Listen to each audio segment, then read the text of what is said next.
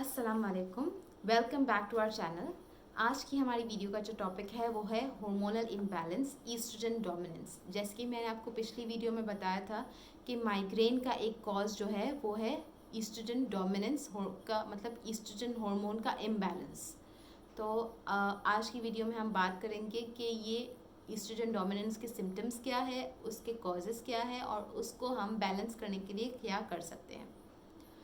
तो basically hormones जो होते हैं वो केमिकल मैसेंजर्स होते हैं जो हमारी बॉडी में ग्लैंड्स के थ्रू सिक्रीट होते हैं ब्लड में, और ब्लड के थ्रू डिफरेंट बॉडी पार्ट्स तक पहुंचते हैं, आज़ा तक पहुंचते हैं और उस पर असरअंदाज होते हैं।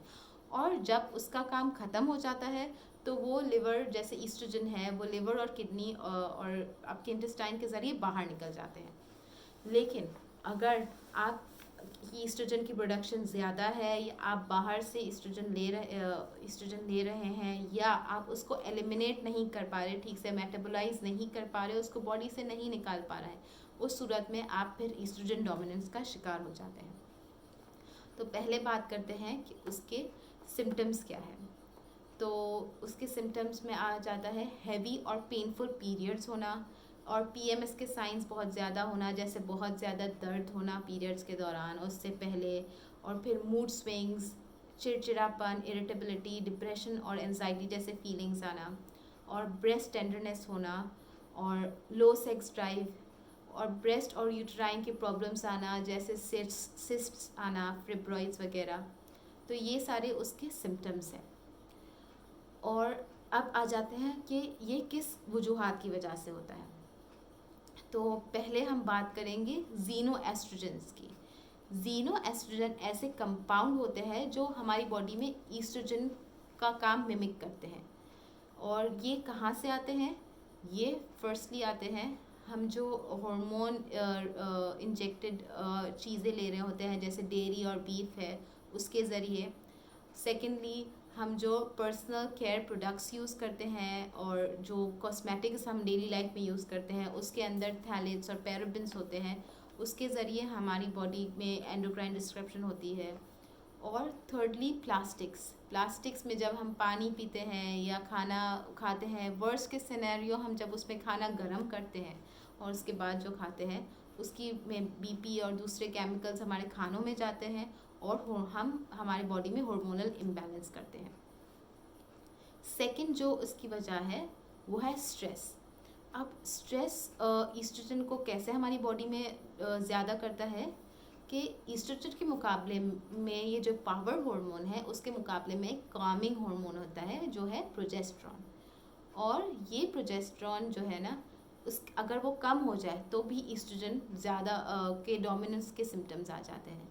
और जब हमारी बॉडी स्ट्रेस में होती है तब हमारी बॉडी कोर्टिसोल हार्मोन रिलीज़ करती है, और ये हार्मोन को बनाने के लिए प्रोजेस्टेरॉन यूज़ होता है। और जब प्रोजेस्टेरॉन इसके अंदर यूज़ होता है और उसकी मिकदार कम हो जाती है तब हम ईस्ट्रोजन डोमिनेंट हो जाते हैं। थर्ड है लिवर। जैसे कि मैंने आपको बताया कि लिवर के ज़रिए ये ईस्ट्रोजन जो एक्सेस है वो मेटाबोलाइज होकर बॉडी से निकल जाता है। लेकिन अगर आपका लिवर हेल्दी नहीं है, फैटी लिवर है या उसका जो फंक्शन इम्पेयर्ड है, तो फिर आप एक्सेस एस्ट्रोजन को अपनी बॉडी से नहीं निकालेंगे और आपकी बॉडी आप एस्ट्रोजन डोमिनेंट हो जाएंगे। और पुअर डाइजेशन में भी ये एक्सेस एस्ट्रोजन हमारी बॉडी से हम नहीं निकाल सकते हैं, क्योंकि मेनली जो विमेन कॉन्स्टिपेटेड होती है उनको एस्ट्रोजन डोमिनेंस की बहुत प्रॉब्लम ऐसे हो जाती है कि जो कॉन्स्टिपेशन की वजह से ईस्ट्रोजन उनकी जो लिवर से ब्रेक डाउन होने उनके इंटेस्टाइन में आया, लेकिन कॉन्स्टिपेटेड होने की वजह से वो वापस ब्लड में चला जाता है और इस तरह से एक विशियस साइकिल बन जाती है और वो एस्ट्रोजन डोमिनेंस का शिकार हो जाती है। तो constipation is a very big factor.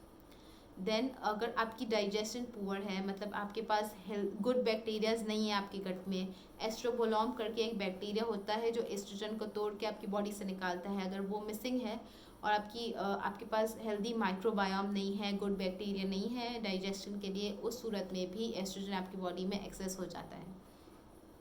और आप बहुत ज़्यादा हाई फैट डाइट ले रहे हैं तो उस सूरत में आपकी बॉडी का खुद का एस्ट्रोजन का प्रोडक्शन ज़्यादा हो जाता है।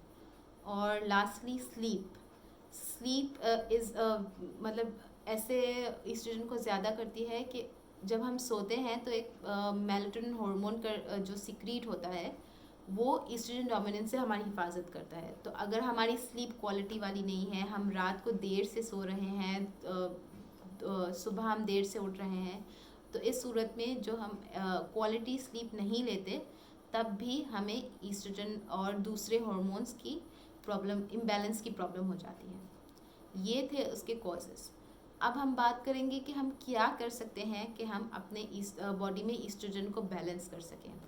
तो फर्स्टली हम अपने जो पर्सनल केयर प्रोडक्ट्स है, skin care, hair care products में हम ज़्यादा से ज़्यादा कोशिश करें कि वो ऑर्गेनिक हो, उसमें पैराबेन्स और थैलेट्स वगैरह ना हो। जो हम सनस्क्रीन्स यूज़ करते हैं वो केमिकल सनस्क्रीन्स, और उसमें जिंक ऑक्साइड हो, जिंक ऑक्साइड बेस्ड हो। और एक रिसर्च शो करती है कि जो हेयर स्ट्रेटनिंग प्रोडक्ट्स होते हैं वो यूट्राइन कैंसर से एसोसिएट किए गए हैं। तो ये सारी चीज़ें हम जितना हो सके कॉस्मेटिक्स और ये hair care products, skin care products को कम से कम यूज़ करें। जो ये भी हम ध्यान रख सकते हैं कि उसमें जो फ्रेगरेंस आ रही है वो एसेंशियल ऑयल्स की फ्रेगरेंस हो, कोई केमिकल की फ्रेगरेंसेस ना हो। और उसके बाद हम जो प्लास्टिक्स है वो कम्प्लीटली, बहुत इजी है, हम कम्प्लीटली एलिमिनेट करें। प्लास्टिक्स की बोतल में पानी पीना या उस कंटेनर्स में खाना खाना, या अपने आसपास मतलब कोई जो भी प्लास्टिक की प्रोडक्ट्स हैं हम उसको अपनी डेली लाइफ से, डेली रूटीन से टोटली एलिमिनेट कर सकते हैं। और स्ट्रेस को हम एड्रेस करें कि हमें किन चीज़ों की वजह से स्ट्रेस हो रहा है, उसके ऊपर काम करें। और स्ट्रेस रिलीजिंग एक्सरसाइजेज होती है जैसे योगा है, और ब्रीथिंग एक्सरसाइजेज हैं, हम सोने से पहले वो कर सकते हैं। और लास्टली हम फैट के अंदर हम चेक रखें कि हम बहुत ज़्यादा एक्सेस फैट ना ले रहे हो अपनी डाइट में, क्योंकि फैट सेल्स खुद ही एस्ट्रोजन प्रोड्यूस करते हैं। तो जो ओबीस पेशेंट्स होते हैं, मतलब मोटापे का शिकार होते हैं, उसमें उनकी एस्ट्रोजन प्रोडक्शन बहुत ज़्यादा होती है। मेल्स को भी ये प्रॉब्लम होती है कि जब वो जो मोटे होते हैं, थोड़े ओबीस होते हैं, तो फिर उनके अंदर जो फैट सेल्स हैं वो ईस्ट्रोजन प्रोड्यूस करते हैं, और उनको भी ईस्ट्रोजन डोमिनेंस की प्रॉब्लम होती है मेल्स के अंदर भी। और तो लास्टली मैं एक आपको बहुत अच्छी टिप देना चाहूँगी, जो कि है सीड साइकिलिंग, जो कि बहुत से पीसीओएस के पेशेंट्स और हार्मोनल इम्बैलेंस के पेशेंट्स को बहुत ही मुफीद साबित हुआ है, बहुत ही बेनिफिशियल रहा है। इसके अंदर आपको फर्स्ट जो आपकी 15 डेज़ है आपकी पीरियड के साइकिल की, जो फर्स्ट डे से लेके 15 डेज़ तक, या अगर आपको पीरियड्स मिसिंग है तो फर्स्ट न्यू मून से लेके जो फर्स्ट डे है वो 15 डेज़ तक जो आपका फॉलिकुलर फेज है उसके अंदर आप फ्लैक्स सीड्स और पम्पकिन सीड्स का इस्तेमाल करें। और जो नेक्स्ट 15 डेज़ है उसके अंदर सेसमे सीड्स और सनफ्लावर सीड्स का इस्तेमाल करें 1 टेबलस्पून। ये सीड साइकिलिंग कहलाता है, और ये बहुत से पेशेंट्स के लिए उनके फर्टिलिटी इश्यूज़ जिनको होते हैं, पीसीओएस के इश्यूज़ होते हैं, ये हमारे ईस्ट्रोजन और प्रोजेस्टेरोन हार्मोन्स को मतलब सपोर्ट करता है। तो ये एक बहुत अच्छी रेमेडी है। और सेकंड रेमेडी मैं फेन्यूग्रीक, मेथी के आप यूज़ कर सकते हैं किसी भी तरह से कहवे के अंदर, या आपकी वाटर में इन्फ्यूज़ कर सकते हैं। तो ये दो टिप्स हैं जो आपको हार्मोनल इम्बैलेंस में आपको मदद कर सकती है। And that's all about it. और let's meet in the next video. Till then, take care.